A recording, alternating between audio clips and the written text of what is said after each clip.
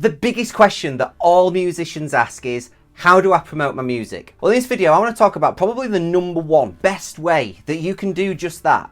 And that is content marketing. And I'm going to give you 5 really good content marketing ideas that you can start using right now. Content marketing is a really solid long-term strategy to promote your music, grow your fan base, and earn more money. And the best thing is it works for any artist in any genre. And I also want to break down some barriers that many artists have about content marketing, mainly that it has to be this big intimidating strategy that you've got to build from scratch. That's just not the case, and chances are you're probably already using content marketing to some degree. So in this video we're going to focus on optimizing it and really making it work for you in your situation. Now before we start and we talk about the first content marketing idea, I want to talk a little bit about the mindset behind content marketing, because this is where 99% of independent musicians fail at the first hurdle. And that is just through consistency. Content marketing is a long-term strategy. It's not a short-term fix for promoting your music.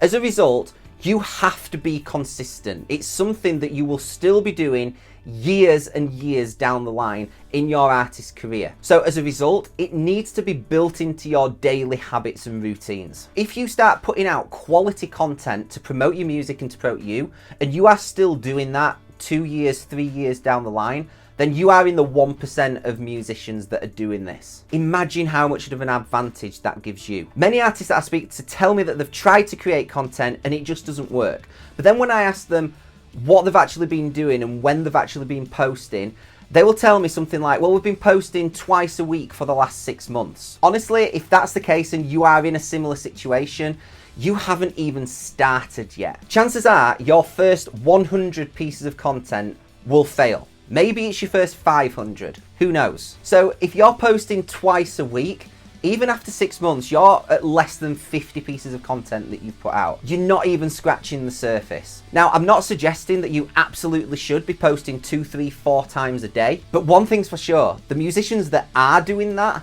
they're gonna find what content works and what doesn't way faster than those who aren't. So the choice is yours. You can stick to posting 2, 3 times a week if you want, but you need to be prepared that this is going to take you years to get figured out. If you want to speed this process up, then you need to post more often, every day, maybe multiple times a day. But the most important thing is that you are consistent with it. So make sure you do something that is manageable, that you can keep up. Now, the whole strategy behind content marketing is to bring people into your environment. Maybe it's to get them to sign up to your mailing list. Maybe it's to get them to follow you on your social media platforms. In order to achieve that, then you have got to engage them with the content that you put out. That means it needs to be entertaining, it needs to be educational, it just needs to hook them in. Putting a post out or a video on TikTok telling people you've got a new single out and to go and stream it is not content marketing. When you post, particularly on TikTok, most of the people that will see your video have no idea who you are. So the fact that you've got new music out is irrelevant to them. You've got to hook them in. You need to entertain them, you need to educate them, you need to do something that's going to keep them watching your video. And if you can do that a few times, chances are they're going to hit the follow button. That point, they are in your environment. They're more likely to stream your music, add your music to their playlist, look at your merch store, look at where you're playing live, and so on. So now let's look at 5 really great content marketing ideas that you can start doing right now. Number 1 is performance videos. You can set up and play your song, but the key here is to do this in some engaging and interesting locations. So maybe you could set up in a wood, by a lake, just somewhere that's really scenic. Some artists are doing car videos where they've got someone driving a car and then they've got the singer in the passenger seat singing and performing the song. You could release the full song on the longer content platforms such as YouTube, and then cut out little snippets to use places like Reels, TikTok, etc. The reason that this will work is A, because you have to be a really good performer, that goes without saying, but B, the number of locations that you could do this in are endless. So you could actually just do the same thing, but in lots of different locations. Number 2 is going live. Lives are an extremely powerful tool, and on many social media platforms have the best organic reach. When you go live, you need to think of interesting ways that you can interact with people. So maybe if you've got some merch, you could run a competition and at the end of your live, give away some of that merch to the winner of the competition. You could run a poll and play some cover songs and ask people what song they would like to hear you cover,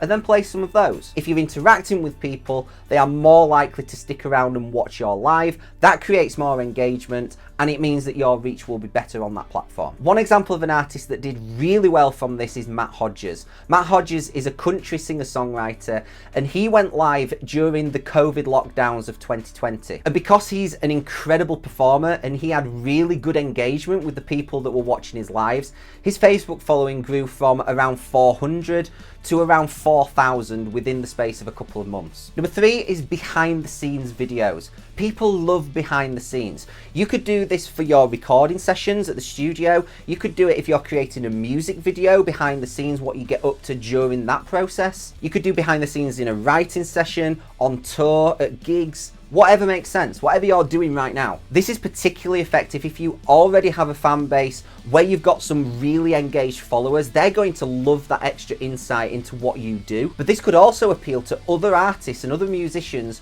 who are looking up and want to be where you are right now. So maybe you're recording an album and there's an artist who's only ever done singles and their dream is to record an album. You could give them an insight into how you have got to that stage. That would be really educational and valuable. Similarly, you might be on tour. Again, this is a really big goal for many independent artists. So if you are doing that, you can share an insight into what it's like, a day in the life of, and the steps that got you there in the first place. Number 4 is behind the lyrics. This is where you create content on what one of your songs is about and the meaning behind it. This is a really great opportunity for you to dig deep and really get into what the inspiration behind your music is. There's many ways you could do this. You could play sections and then cut away to you talking about it. You could tie it in with a behind the scenes where you're writing a lyric and you talk about what it means and what the implications are for you. The reason that this works really well on social media is because people love a story. If you can hook them in within the first couple of seconds of scrolling through Facebook or TikTok, then you can keep them engaged for potentially a long time, especially if you're talking about something really deep and personal, like one of your songs. Now, number 5 is user-generated content. This is probably one of the most effective forms of content that you could create. However, it does rely on you already having some sort of fan base or following. User-generated content is where other users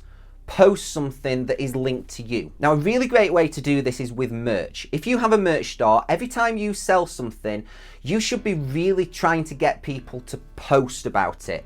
Maybe they buy a t-shirt, they could post something on their Instagram or on their story wearing your t-shirt. When they do that, then you share it, either directly or you take a screenshot and create a new post. The reason this works is because it very quickly creates a snowball effect. A fan buys a piece of merch, they then receive it, post a picture. That instantly gets all of their friends and followers to take notice of who you are. But then if you take the time to repost that really solidifies them as a fan. It shows that you care and it shows that you actually take an interest and you look at what your fans are doing. But then also they're going to reshare it. They're going to be buzzing that one of their favorite bands has reposted one of their posts. So if you can sell a couple of 100 items of merch, most of those people post about it on their socials, and then you can repost, retweet, share the story, whatever it is. That is going to very quickly create a snowball effect. One of the best examples of where I've seen this work is a band that I worked with called Conflare created a filter on Instagram for one of their releases. They then got their fans to post a story on Instagram using their filter. Now, their fan base wasn't huge. We're talking about a couple of thousand, but the whole thing blew up because it was fun, it was engaging, they were using this filter, and the best thing was they had their as yet unreleased song playing in the background of their filter.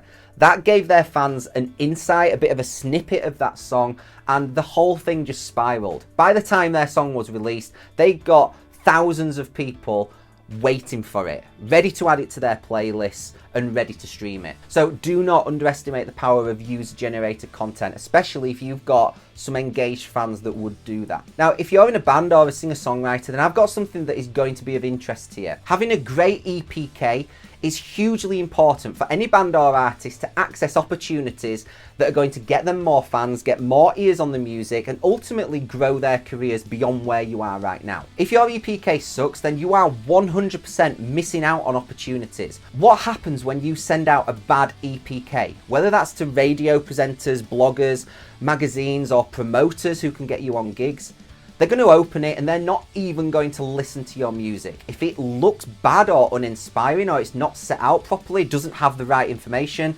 they're just going to delete your email right out of their inbox, not even giving your music a chance. A great EPK is essential for you to even just get your foot in the door and encourage these people to take a listen to your music, even if it's just for 30 seconds. At that point, it is up to your music to do the talking. But a great EPK is the start of that process. Now, in order to help with this, I've created an EPK template that you can use completely free. I've used this with tons of artists and it's helped them get a load of radio play, including stations such as Absolute Country, BBC, even Planet Rock with Def Leppard frontman Joe Elliott. It's also helped artists secure better gigs in front of huge audiences. And the best thing is, you can use this template to create a great looking EPK really easily and literally within minutes. So if you like what I'm talking about here, there is a link in the description below for you to grab that EPK template. It's completely free. Sign up, I'll send it straight to you.